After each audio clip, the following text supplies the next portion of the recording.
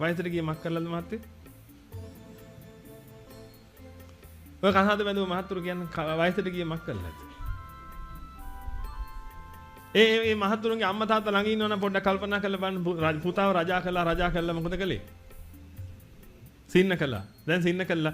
දැන් ජීවිතේ ගෙවි යනවා. ඔය කරත්තෙන් බහින්න දෙන්නේ නැහැ ඔබට.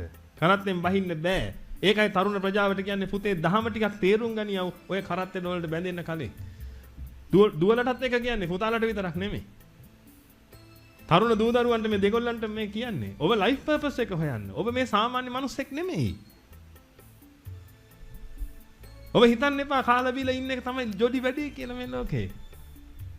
ඒ කොච්චර ප්‍රාථමිකද? ගෝත්‍රිකයි.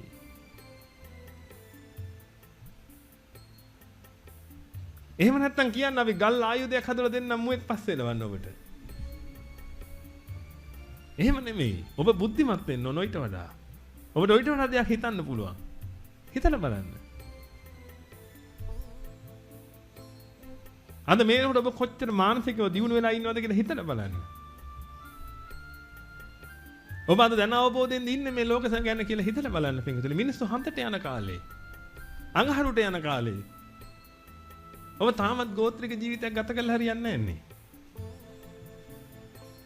අර 2.50 චිත්‍රපටි බලලා පිටුතුනි ඒකේ අර කෙල්ල පස්සේ යන කොල්ලව දැකලා ඉවරලා මාත් ඔහොම තමයි කියලා හිතා ගන්න එපා. පිටුතුනි ඊට වඩා ගොඩක් දියුණුයි මේ ලෝකේ.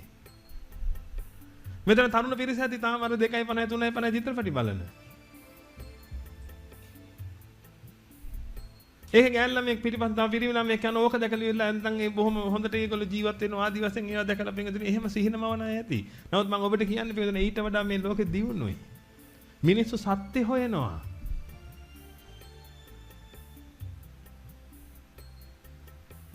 ඔබ හොයන්න පටන් ගන්න.